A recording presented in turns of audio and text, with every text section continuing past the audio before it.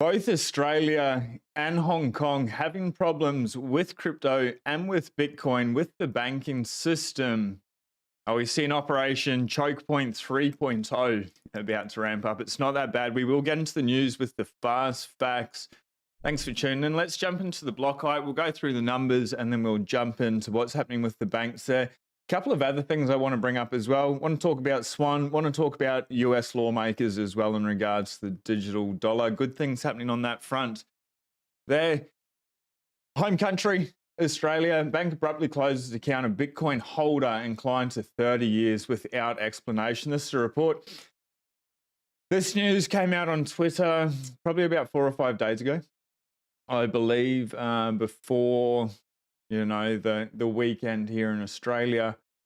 It is what it is, and we'll jump into it and then we'll unpack it. So National Australia Bank, NAB, which is like top 5, I think it's the 5th largest bank in Australia, is reportedly closing the account of a long-time customer who is also a Bitcoin holder without providing a reason. So $455 billion NAB notifies customer Shane Lucas, 49. He had until October 14th to close his bank account, or the bank will do it for him. Pack your bags, get out of there. We are not interested. No reason was reportedly given, but the letter notification comes shortly after NAB announced in July a crackdown on using bank services for crypto exchange purchases. The Daily Mail reports that NAB would terminate transactions made to high-risk cryptocurrency exchanges in an effort to keep clients away from a scam epidemic. How interesting, the banks, the fiat system, the slave masters are saying we're going through a scam epidemic. In regards to crypto, sure, in regards to Bitcoin, these people need to fact check themselves because they are so wrong. So Lucas asked an NAB branch manager if the account was being closed because he bought Bitcoin, and the manager allegedly said that was probably the issue. He went on to say, I'm a shrimp, not a Bitcoin whale. I'm not some big multimillionaire, just an average guy. It should be a free society where we have the right to purchase what we want. I'm not doing anything illegal. You'd think that. But when we deposit the money, it's the bank's money. They just give us an IOU, and ultimately we can't do whatever we want with it. They tax us. We work through to like October every year. I was listening to somebody yesterday and they're talking about that. Shout out to whoever that was that worked out. My tax rate's close to 50%, and then you add on everything else, inflation, general services tax when you're paying for everything. It adds up very quickly. Now, Hong Kong Central Bank, pretty interesting they're putting this out here, and pretty funny what happened at the crypto conference. In regards to the crypto conference, was it 2049 or whatever it was? Ran Nuna, Crypto Banter, put out a video in regards to it his time there. Video was brilliantly made, well edited. Rand speaks really well. Very articulate, great. Like, it was a great movie. It's just mainly about shitcoins. So it sucks. Like, that high quality video would be beneficial to the Bitcoin space, but he's into crypto, each their own. You can waste your time there as much as you like. It would have just been nice to have more Bitcoin conversations in there. He did have Willy Woo. That was an interesting conversation there, but I sort of saw a little bit, skipped through, watched that, and then couldn't be bothered watching the rest anyway. That video came out the other day, and the reason I bring that up is, well, that was in Singapore, but Hong Kong Central Bank, and we'll get into why, because something that Hong Kong did affected Singapore. Hong Kong Central Bank warns against crypto firms using banking terms. Hong Kong Monetary Authority said funds placed on unlicensed crypto banks are not protected by the region's deposit protection scheme.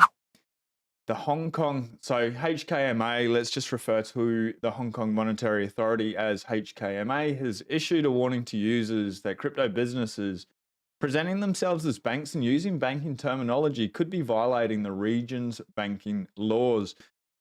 This is my first time streaming live to Twitter for the news with the fast facts. If you are watching it, can you give me some feedback in the comments below?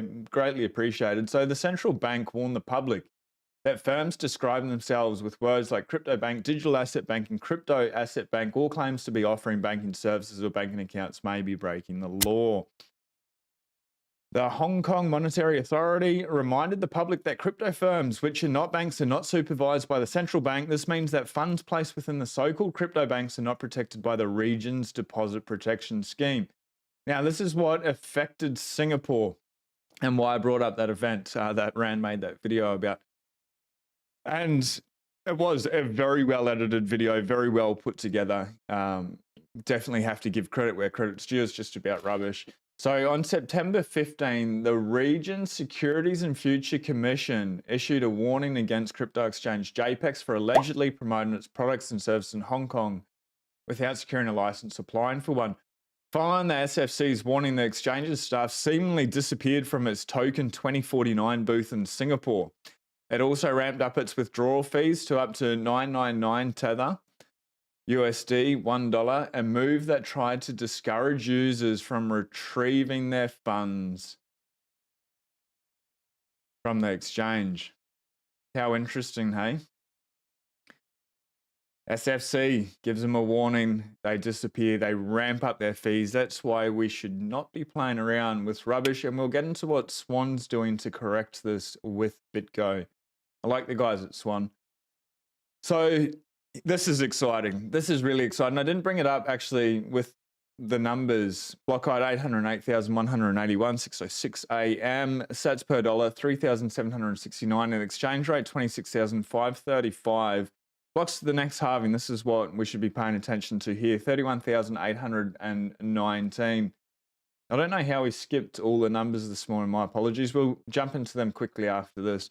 US lawmaker advanced legislation blocking the digital dollar. Wrong one. My apologies. Bitcoin has a total of 32 halving events, and we've only seen 3. This is what happens when you go live. Shit can go all over the place. Since the cryptocurrency's inception 14 years ago, Bitcoin has only had 3 halving events. Pretty wild. Bitcoin has a total of 32 halving events with 29 remaining. Doesn't that put it into perspective?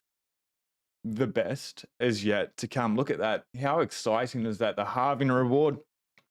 And then people say as the halving reward drops down and there's no more halving reward, people are not going to want to mine Bitcoin. And then what happens? We have Michael Dunworth come along and sends Bitcoin into the future, publicly publishes the private keys for there. So anyone can unlock it after that block height is released. I've got a video coming out. Potentially will come out this Friday. We're just waiting to get it back from the editor. We'll see. So look forward to that one. But people are sorting this out. But in regards to that, like we've gotten this far with 3 halvings, holy moly. This is a long-term game, ladies and gentlemen. It's a very exciting game. It is worth noting that halving is one of the key features that sets Bitcoin apart from traditional fiat currencies due to its predetermined issuance schedule. Every 4 years after 210,000 blocks mined. What to expect? With the remaining 29 halving events, Bitcoin's predetermined scarcity is often cited as one of the primary factors contributing to assets' potential value appreciation. This scarcity, combined with growing demand, has historically driven up the price of Bitcoin. So is the next halving event going to trigger a price rally? It is worth noting that past halving events didn't solely trigger bull markets. Larger macroeconomic factors played a significant role. Favorable fiat liquidity conditions led by institutional capital inflow into the asset. Be very interesting to see what happens with the presidential elections and the BlackRock Bitcoin ETF with liquidity coming into the market here. There's not much liquidity at the moment. That's why we are seeing, when you zoom out day to day, it may be a little bit sideways, but we are seeing it fairly volatile when huge flows come in because there's no liquidity. It can move either up or down very quickly and whipsaw. After the past 3 halving events, Bitcoin experienced substantial triple-digit price surges, reaching new all-time highs within 12 to 18 months before entering significant downtrends. Interestingly, bear markets lose momentum 15 to 16 months before halvings. For instance, Bitcoin has gained almost 55% in 2023, representing a rebound from the previous year's bear market. This trajectory aligns with the historical time of previous price recoveries. That's where we are. How exciting. It's not long. So Svetski, I'm interviewing him on Friday. This video will come out in a couple of weeks. This guy is absolutely insane. You need to bring up his articles. Tomorrow, I'll bring them up for you. Svetski writes, follow this guy on Twitter. I'll retweet this here so you can at Sean Clark 911. You'll see that here. He's pretty intense, like really intense, but very smart, very intellectual, intelligent. Created an exchange, has done some really crazy, exciting stuff within the Bitcoin space, serial entrepreneur. And his articles, very prolific writer. He also co-authored with Scott Melker the Uncommunist Manifesto. I'm just listening to that now. And probably his most famous article is, bear with me a moment, Bitcoin Magazine. Bitcoin and teleportation. Alex Svetski, Fire Bitcoin and Teleportation. This is absolutely a fire article. I urge everyone to read it. It is just absolutely so good. And yesterday when I signed in, I had no ads. It's annoying when things sign you out daily. Anyway, I would urge everyone. The reason I brought him up is if you have any questions for this guy, drop them below in the comments after the video has been published. If you know who he is, if not, read as much as you can about him. His articles are absolutely fascinating, really dives deep down to the wormholes, got into Bitcoin really early. So, and very outspoken, well worth it. He's interviewed, Michael Saylor. He's been on Pomp. He's been on Peter McCormack, Simply Bitcoin. He's been absolutely everywhere, very well regarded in the space. So US, let's go over to the lawmakers. The advanced legislation blocking the digital dollar, great news. But eventually the digital dollar is coming. So you've got an option now. Not financial advice, but a pretty bloody good idea is to study Bitcoin and opt out. Obviously, I'm biased, but I'm biased with the world's greatest technology, and this is the peaceful revolution we're moving towards. So September 20, the House Financial Service Committee will mark up 2 bills blocking a potential digital dollar in the US. The United States House Financial Service Committee is moving forward with legislation aimed at preventing the issuance of a central bank digital currency. According to an announcement from Chairman Patrick McHenry, the committee will mark up 2 bills about a potential digital dollar September 20. Markups are sessions in which lawmakers discuss the details of a bill. It is a crucial step before a legislation moves to the House floor. One of the bills is the Digital Dollar Pilot Prevention Act, or HR 3712, that prohibits the Federal Reserve from initiating pilot programs to test CBDCs without approval from Congress. Without approval, it means they still can. Depends who is in office, and they can just wait another 4 years and then push it through. The Fed recently denied any decision on whether to issue a CBDC, claiming it would only proceed with issuance of a CBDC with an authorizing law. However, the Federal Reserve of San Fran has sought to fill technical positions for a CBDC project over the past few months, indicating that the digital dollar remains on the table. So they say one thing and do another. Very surprising with the Fed, hey? Ladies and gentlemen, the second legislation is an amendment to the Fed Reserve Act prohibiting Fed banks from offering certain products or services directly to an individual, along with prohibiting the use of CBDCs for monetary policy and for other purposes. A Federal Reserve Bank shall not offer a central bank digital currency or any other digital asset that is substantially similar under any other name or label indirectly to an individual through a financial institution or other intermediary. Presidential candidates. Yes, it is 6:14 in the morning. Presidential candidates Robert F. Kennedy Jr. and Ron DeSantis have spoken out against the establishment of a CBDC in the countryside. Financial privacy concerns. Supporters of the CBDC claim it would help the US states to keep the dollar global relevance, as well as boost cryptocurrency adoption. Well, Bitcoin's not crypto or crypto shit, but in regards to boosting adoption, if people wake up and realize how bad it is, maybe they do opt out and opt into Bitcoin. We'll see. Sunrise time. BitGo Swan to form a Bitcoin-only trust company. Let's race through this, and you can get on with your day and get out there, enjoy the sun and some spring water. It's important to you. It's important to us to build a custodian without the risks of securing many altcoins within the same trust company as Bitcoin. Corey Klipstein. So, crypto custodian BitGo and Bitcoin financial services firm Swan plan to form a BTC only trust company as a means of offering custody without exposure to the rest of the digital asset market.